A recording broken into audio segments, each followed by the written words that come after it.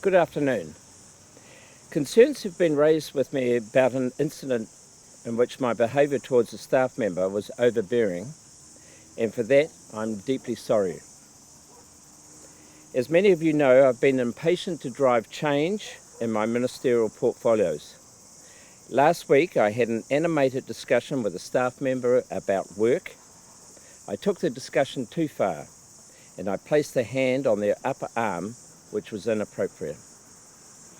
I have apologised to the staff member and regret placing them in an uncomfortable position.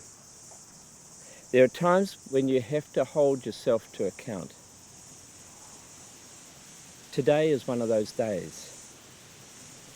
I have made the personal choice to resign as a minister and have offered my resignation to the Prime Minister, which he has accepted.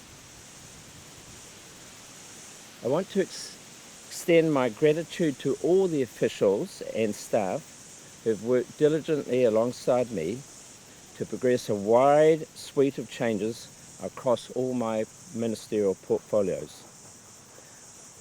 I'm incredibly proud of the work we have achieved together, and I look forward to continuing to serve the people of Port Waikato as their MP and being involved in the work of Parliament.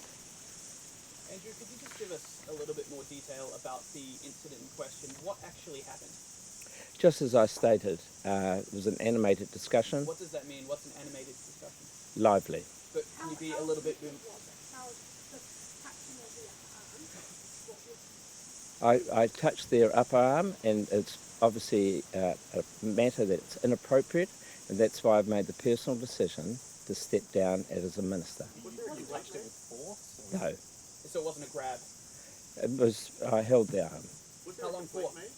Sorry? Was there a complaint made? There has been a complaint made. Who was it made? So I'm not going to go into those details, but I've also reflected on my own actions. So anything like that happened before? Have you been aggressive? I've never had anything like this happen before. Why should you still be an MP?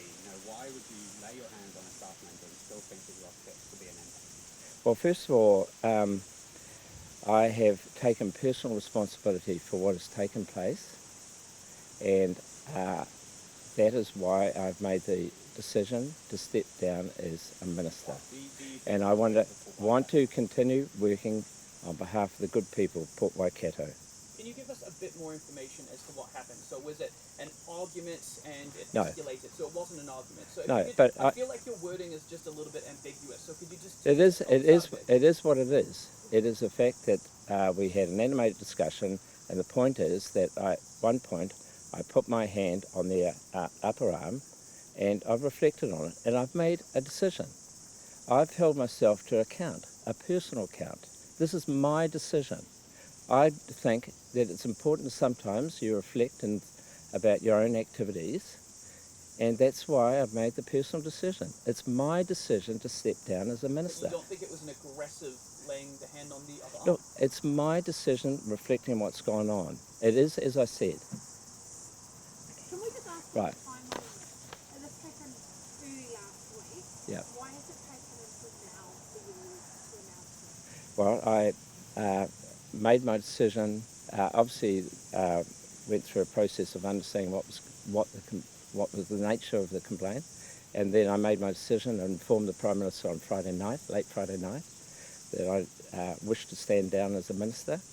And to be honest, I would have had difficulty doing this interview over the last couple of days. I've had to talk to my family, and that's why I've made the decision, and that's why we're announcing it today. Thank you very much. Why were you not more careful? Surely after the loser situation, you would have been more